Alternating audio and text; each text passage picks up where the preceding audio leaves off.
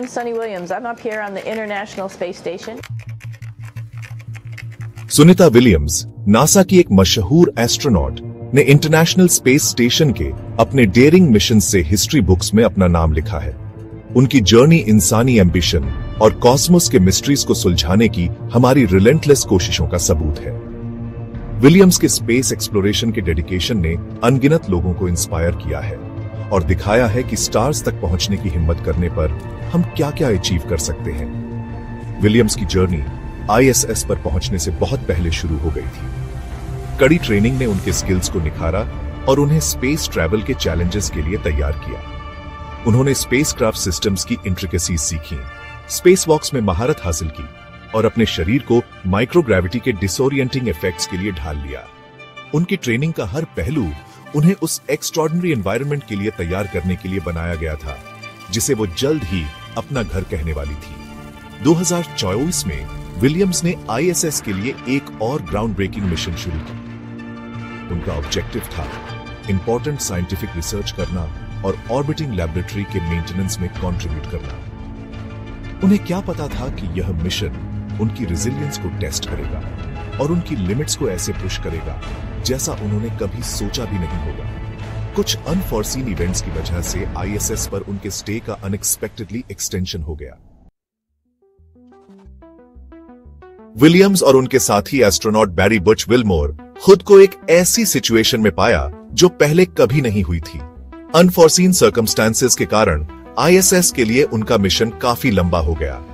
पहले उन्हें 2024 के एंड में अर्थ पर वापस आना था, लेकिन उनका स्टे कई महीनों तक एक्सटेंड हो गया, जिससे वे मार्च 2025 तक स्पेस के वास्ट एक्सपेंस में फंसे रहे।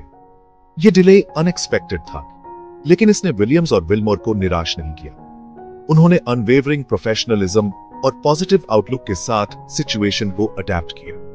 उन्होंने अपनी रिसर्च जारी रखी, ISS को मेंटेन किया और स्पेस वॉक्स किए, और साथ ही एक्सटेंडेड स्पेस ट्रैवल के साइकोलॉजिकल और फिजिकल चैलेंजेस को भी नेविगेट किया। उनकी रेजिलियंस ने ह्यूमन स्पिरिट की एडवर्सिटी के बावजूद परसिवियर करने की क्षमता को पावरफुली याद दिलाया। हालांकि एक्सटेंडेड मिशन का उनके शरीर पर असर पड़ा। माइक्रोग्रेविटी का प्रोलॉन्ग्ड एक्सपोजर कई मायनों में लिबरेटिंग होने के बावजूद ह्यूमन फिजियोलॉजी पर डिट्रीमेंटल इफेक्ट्स डाल सकता है। मसल्स एट्रोफी हो जाते हैं, बोन डेंसिटी कम हो जाती है और कार्डियोवैस्कुलर सिस्टम में सिग्निफिकेंट चेंजेस हो गए। विलियम्स और विलमोर ने इन इफेक्ट्स को कम करने के लिए नासा द्वारा प्रिस्क्राइब लेकिन अर्थ की ग्रेविटी की प्रोलॉन्ग्ड एब्सेंस ने इनेविटेबली अपना निशान छोड़ा। 9 लंबे महीनों बाद विलियम्स और विलमोर के लिए अपने सेलेस्टियल होम को अलविदा कहने का समय आ गया। SpaceX ड्रैगन स्पेसक्राफ्ट, जो स्पेस फ्लाइट टेक्नोलॉजी में ह्यूमैनिटी की प्रोग्रेस का प्रमाण है, उन्हें ISS से वापस लाने और अर्थ पर सेफली पहुंचाने के लिए भेजा गया था। उनका घर वापसी का सफर स्पेस के वेटलेसनेस और अर्थ की ग्रेविटी के रिलेंटलेस पुल के बीच स्टार्क कॉन्ट्रास्ट की याद दिलाता था। ड्रैगन कैप्सूल, जिसमें विलियम्स और विलमोर सेफली बैठे थे, ISS से अनडॉक्ड हुआ और अर्थ की तरफ डिसेंट शुरू कर दिया। स्पेसक्राफ्ट एटमॉस्फेयर से गुजरा, एक फायरी री एंट्री जिसने ह्यूमन इंजीनियरिंग की लिमिट्स को टेस्ट किया। जैसे ही ड्रैगन कैप्सूल ओशन में स्प्लैश डाउन हुआ, नासा के मिशन कंट्रोल टीम पर रिलीफ की लहर दौड़ गई। विलियम्स और विलमोर घर वापस आ गए थे। हालांकि उनकी होमकमिंग नॉर्मलसी की ट्रायम्फेंट रिटर्न नहीं थी। महीनों तक माइक्रोग्रेविटी में रहने के बाद उनके शरीर को अर्थ की ग्रेविटी के साथ फिर से एक्लाइमेट होना था। यह ट्रांजिशन जारिंग था। खड़े होना, चलना और यहां तक कि चीजों को पकड़ना जैसे सिंपल टास्क्स भी चैलेंजिंग साबित हुए। सालों की रिगरस ट्रेनिंग और अनवेवरिंग डिटर्मिनेशन ने उन्हें इस मोमेंट के लिए तैयार किया था, लेकिन उनकी फिजिकल लिमिटेशंस की रियलिटी अनडिनायबल थी। वापसी पर विलियम्स और विलमोर का स्वागत मेडिकल एक्सपर्ट्स की एक टीम ने किया, जो उन्हें कॉम्प्रिहेंसिव इवैल्यूएशन के लिए ले गए। प्रोलॉन्ग्ड स्पेस ट्रैवल के इफेक्ट्स एविडेंट थे। उनकी मसल्स एट्रोफी हो गई थी, उनकी बोन्स कमजोर हो गई थी और उनका कार्डियोवैस्कुलर सिस्टम ग्रेविटी की डिमांड से जूझ रहा था। पीक फिजिकल कंडीशन में वापस आने का जर्नी लंबा और आर्जुअस होने वाला था, लेकिन विलियम्स और विलमोर अपनी स्ट्रेंथ रिगेन करने के लिए डिटरमिन्ड थे। रिकवरी का रास्ता intensive physical therapy, personalised nutrition plans और मेडिकल प्रोफेशनल्स द्वारा कांस्टेंट मॉनिटरिंग से भरा था।